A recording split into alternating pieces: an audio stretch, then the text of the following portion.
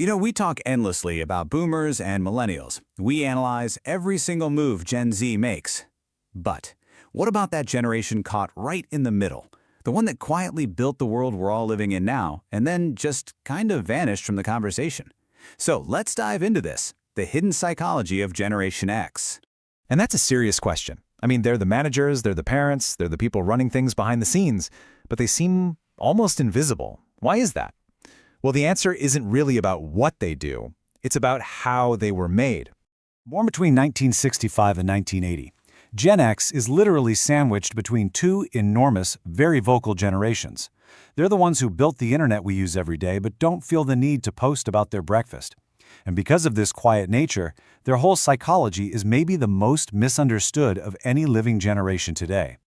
To really get them, we have to go back, way back to their childhoods and to a shared experience that honestly defined them more than anything else. We have to go back to the empty house. This is where the story of the latchkey kid begins on a massive scale. Just try to wrap your head around this number. By 1984, a study found that about 7 million kids were regularly home alone after school.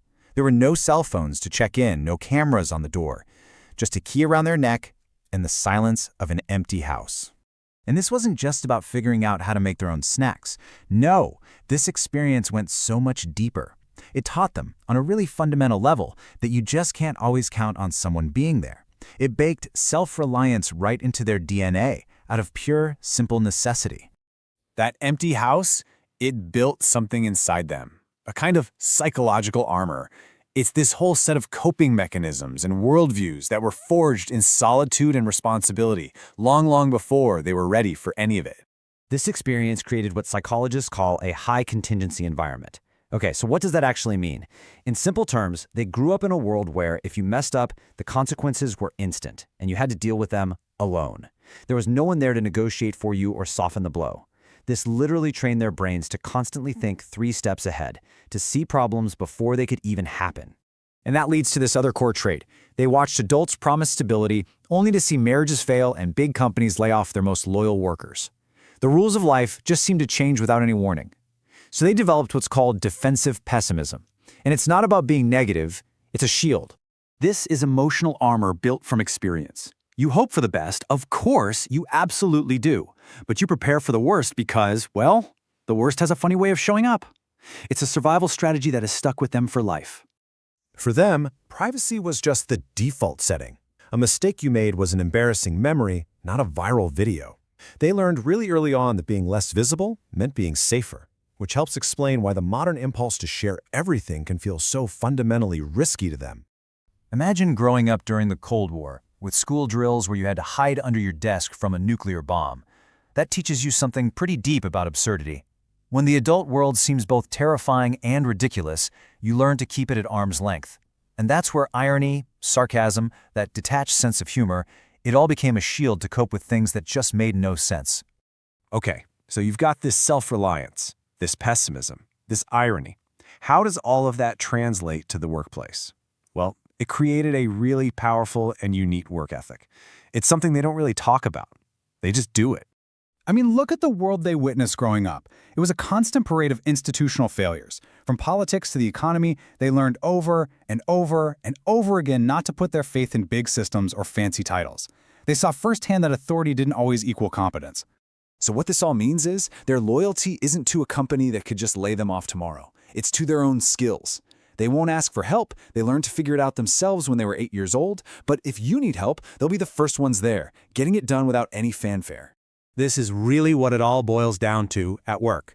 If you know what you're doing, they will follow you anywhere. But if you're just a person in a position of power without the skills to back it up, they have zero patience. They've seen exactly where that leads.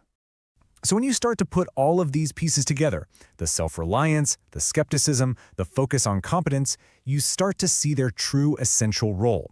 They aren't the forgotten generation, they are the bridge generation. But, there's a flip side to all this fierce independence. Research shows that Gen Xers are far less likely to seek out social support during stressful times. That armor of self-reliance can be incredibly isolating, because asking for help can feel a lot like admitting defeat. Think about this. They remember a world of card catalogs and encyclopedias, a world where you had to actually hunt information down. But they also built the digital world we all live in now.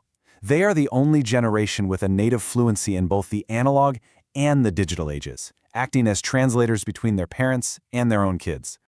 And maybe this is the perfect metaphor. You don't really notice a bridge unless it stops working. Gen X is that quiet, essential structure, just holding things together, doing the work, and expecting nothing in return. Because that's what they've always done. And that kind of leaves us with a final thought. In a world that is obsessed with visibility and followers and personal brands, Gen X's quiet competence presents a real challenge. Is there a strength, maybe a forgotten value in just doing the work and not caring if anyone is watching?